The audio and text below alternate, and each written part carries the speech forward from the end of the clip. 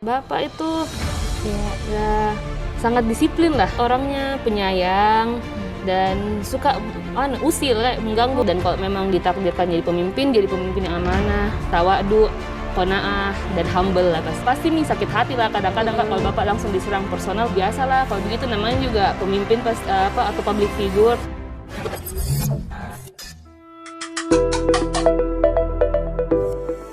Assalamualaikum warahmatullahi wabarakatuh. Kembali lagi di Adama Bicara Adama. Pagi hari ini kita akan ngobrol santai dengan Aura Aulia Imandara, putri sulung dari Bapak Dani Pomanto, sudah ada di hadapan saya. Apa kabar Aura? Alhamdulillah baik Kak. Baik, sibuk apa ini hari ini? Lagi ada kerjaan Kak, lagi menggambar tadi pagi, jadi bangun tidur, sholat subuh, bersin-bersih, terus zikir pagi petang, terus menggambar. Kebetulan lagi ada kerjaan, jadi sibuknya lagi banyak menggambar sekarang. Aktivitas paginya ya? Iya. Tetap menggambar. Iya.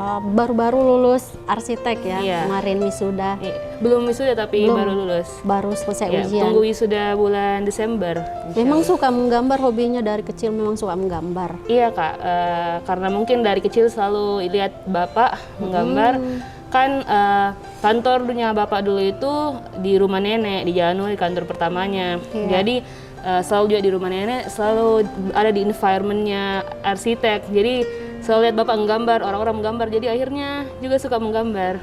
Itu pilih jurusan arsitek pertama kali memang karena terinspirasi dari Bapak atau memang Aura memang pilih sendiri? Dua-duanya Kak, terinspirasi dan memang mau sendiri. Dari kecil memang sudah mau jadi arsitek.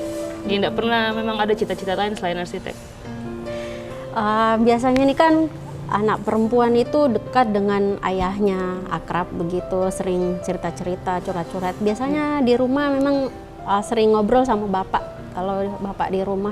Oh iya Kak, sering diskusi. Apalagi sekarang setelah masuk di dunia arsitek, sering banyak berdiskusi dengan Bapak karena semakin sefrekuensi toh Kak. Jadi banyak suka tukar pikiran. Biasa juga ibu kan juga begitu. Jadi biasa juga kita suka kasaran ke Bapak, kayak bagusnya kota digimanain. Ini review sedikit masa kecil Aura. Aura kecil, bisa mungkin cerita ada kenangan yang melekat buat Aura.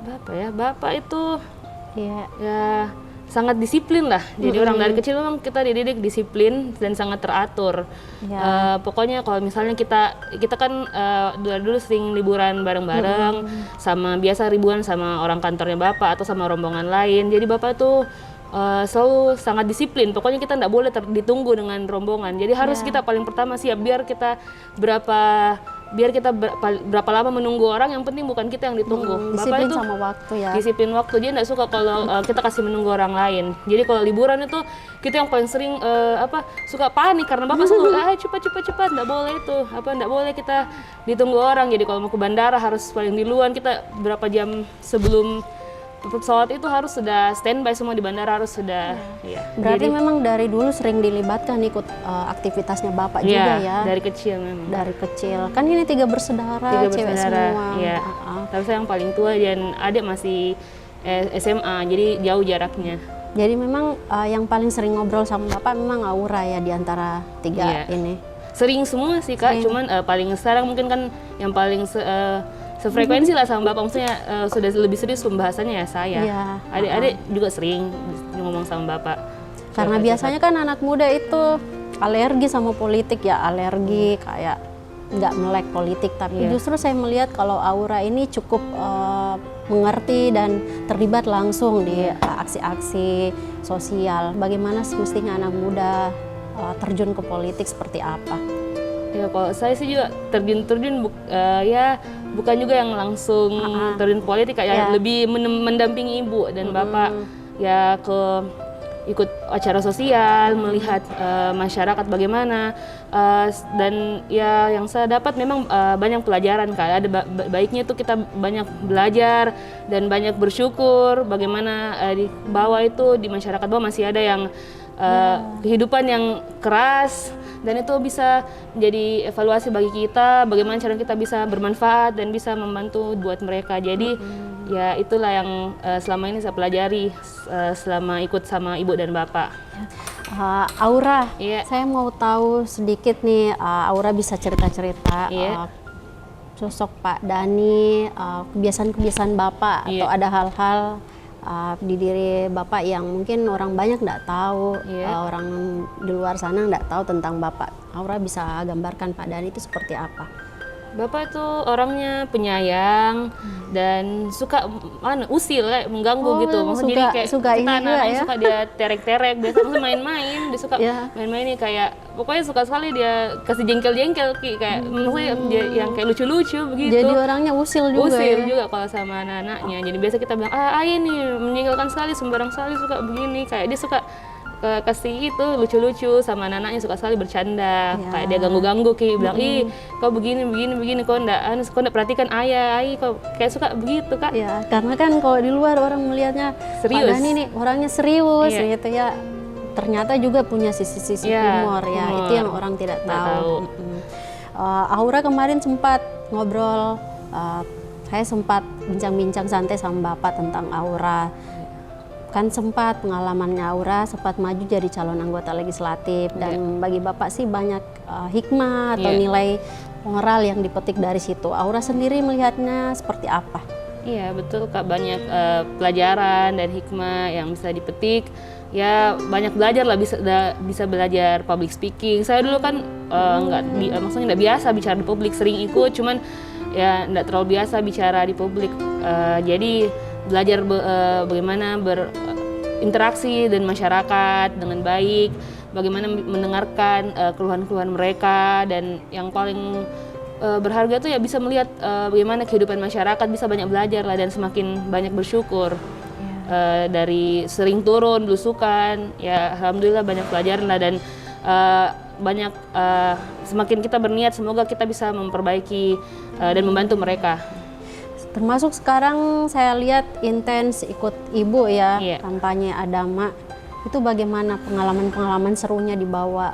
Iya, jadi ya serunya karena kita turun lagi. Biasa kalau orang turun itu kan masyarakat itu sangat antusias, jadi kita semakin semangat. Padahal ini kan pandemi, jadi kadang harusnya cuma berapa saja kapasitasnya, tapi biasa banyak lagi orang di luar dari area kampanye tuh mau ketemu ibu atau mau dia ikut-ikut juga berteriak-teriak bilang ada mah. Jadi euforianya lebih terasa walaupun pandemi, tapi tentunya ibu selalu mengingatkan patuhi protokol COVID, dan turun itu semakin banyak kita belajar, banyak evaluasi yang bisa kita dan bisa kita berikan saran kepada Bapak di temuan-temuan di masyarakat yang insya Allah kalau misalnya memang takdirnya Bapak yang terpilih, kalau Allah menakdirkan, ya itulah yang kita harapkan nanti bisa kita bantu. Selain itu kan support menemani kampanye, misalnya ikut turun sosialisasi, ada tidak support secara pribadi dari Aura terhadap Bapak di tengah kampanye Pilwalkot Makassar ini? Support bentuk yang lain maksud saya seperti itu. Ya tentunya doa lah kak, pasti itu didoakan selalu. Sesuatu dia bilang semangat Ki, kalau niat tak baik kan insya Allah Allah pasti melihat. Dan ya doa lah kak, pasti itu selalu didoakan. Semoga diberikan yang terbaik, dan kalau memang ditakdirkan jadi pemimpin yang amanah, tawadu, qanaah, dan humble lah pastinya. Dan selalu memperhatikan masyarakatnya. Jadi teman curhat pastinya ya Iya, Bapak, kalau teman misalnya curhat. pulang kampanye. Iya. Ada sesi seperti itu di rumah misalnya, cari Iya. Aura terus ngobrol. Iya, biasa berbagi kita kalau pengalaman. selesai kampanye kan biasa tuh Bapak itu habis makan malam kan. Jadi kita biasa pulang sebelum maghrib, habis sholat maghrib kita makan malam. Ya cerita-cerita lah apa yang tadi di kampanye, apa yang didapatkan di lapangan, bagaimana masyarakatnya. Dia disitulah kita diskusi sama Bapak dan Ibu. Aura kan juga ikut mengamati perkembangan, Iya. saya pikir perkembangan konstelasi Pilwalkot ini, kemudian juga bersosial media. Iya. Bagaimana sih perasaan Aura? Ini kan rame, Iya. black campaign, Iya. fitnah, kemudian hoax di mana-mana Iya. yang tidak sedikit juga menyerang Iya. personal Pak Dhani sendiri, Bapak. Perasaan Aura menyikapi itu seperti apa? Ya itu betul sih Kak, saya termasuk orang yang sering baca ya komen-komen hater. Tapi biasa orang bilang ya jangan dibaca. Cuman saya mungkin karena orangnya saya agak cuek, maksudnya bukan cuek, bukan yang terlalu baper. Ya, pasti sakit hati lah kadang-kadang Kak kalau Bapak langsung diserang personal. Tapi saya enggak, biasa lah kalau begitu, namanya juga pemimpin atau public figure, pasti ada yang enggak suka, dan ya Bapak kan juga tidak sempurna, kan pasti ada kesalahannya. Jadi kadang ketawa-ketawa aja saja kalau lihat itu. Karena saya tidak terlalu itu, jika maksudnya tetap sakit hati lah kadang, kayak kodong kasihannya Bapak tapi ya mau diapa lagi, kan kita tidak bisa tahan orang bicara Kak. Jadi kadang ketawa-ketawa saja gitu, kayak oh ternyata orang bilang begini. Itu kan juga bisa sebagai evaluasi buat Bapak. Jadi kan kadang saya kasih tahu Bapak, ada yang bilang begini. Bilang ke Bapak, biasa apa yang disampaikan ke Bapak kalau menemukan hal-hal seperti itu di luar? Enggak, di Bapak juga itu orangnya ya mirip-mirip saya sih, ya nggak baper, nggak terlalu baper juga. Cuman kadang ya itu jadi bahan evaluasi lah juga sebagai yang kritikan-kritikan, kan pasti juga ada yang bagus buat kita evaluasi seperti itu. Jadi Bapak juga nggak baper yang kayak langsung down begitu, enggak, Bapak enggak seperti itu. Jadi tetap ada support dari Aura ya untuk Pak Dhani. Terakhir, menurut Aura, kenapa anak muda penting untuk terjun ke politik? Ya kalau saya sih karena ya apalagi kalau generasi milenial kan nanti insya Allah kedepannya milenial lah yang memegang tongkat estafet pemerintahan. Jadi ya sebaiknya memang milenial aware tentang politik dari sekarang, memilih pemimpin yang baik. Dan saya selalu kalau turun bilang nggak pernah langsung kampanye kan bilang harus pilih Bapak, enggak, tapi saya selalu sarankan ke milenial, kenali semua calon-calonnya, 4 calon ini, karena semua calon itu semuanya baik, tapi pastinya hanya ada satu yang terbaik. Tapi sebagai milenial yang pintar, pemilih yang cerdas, harus kita kenali semua calon-calonnya tentunya, karena kan kita tidak mungkin langsung fanatik ke satu calon. Kita harus bandingkan dulu semua visinya bagaimana, apa yang ide-idenya buat Makassar, yang mana idenya realistis, yang mana yang kira-kira bisa dilaksanakan. Jadi memang harus selalu saya sampaikan kalau turun ke milenial, kita harus pelajari semua visi-visinya calon pemimpin kita. Jadi kita harus tahu yang mana, siapa yang kita dukung. Jadi kita tidak salah dukung. Jangan sampai kita cuma asal dukung karena orang pilih ini banyak, atau temanku, orang tuaku pilih ini, tapi kita tidak tahu. Mendukung Bapak sendiri ya. Jadi saya pernah langsung bilang harus dukung Pak Dhani Pomanto. Cuman kita perkenalkan. Kalau misalnya kita mau dukung, alhamdulillah. Tapi kita lihat dulu program-programnya, pendidikan politiknya, lihat rekam jejaknya, siapa yang sudah beri bukti, atau siapa yang masih janji-janji. Ya satu bukti kan lebih baik dari 1000 janji. Untuk closing statement, saya mau minta closingnya Aura, tapi saya mau minta Aura menitipkan satu pesan, tapi khusus untuk Bapak ini. Pesan untuk Bapak Dhani Pomanto dari Aura untuk menghadapi perjuangan kontestasi Pilwalkot Makassar ini. Ada pesan sendiri dari Aura untuk Pak Dhani, silahkan. Tentunya buat ayahku tersayang, semangat dalam kontestasi ini. Insya Allah kalau niatnya itu baik, pasti Allah akan membantu dan pasti akan diberikan hasil yang terbaik, karena Allah Maha mengetahui apa isi hati kita, apa niat kita buat Kota Makassar. Jadi ya semangat, insya Allah semua akan terjawab dan waktu. Terima kasih Aura, ini sudah mau sharing. Mudah-mudahan nanti kita bisa ngobrol-ngobrol lagi dengan teman-teman yang lain, sama Orange Muda juga mungkin nanti saya sampaikan, Ki. Teman Adama, sekian dulu perbincangan kita dengan Aura. Kita akan ketemu di sesi berikutnya.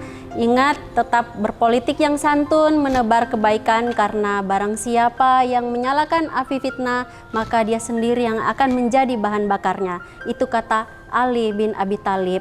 Ingat, tetap pakai masker, tetap jaga jarak, dan jangan takut bicara. Salam Adama bicara, bicara Adama.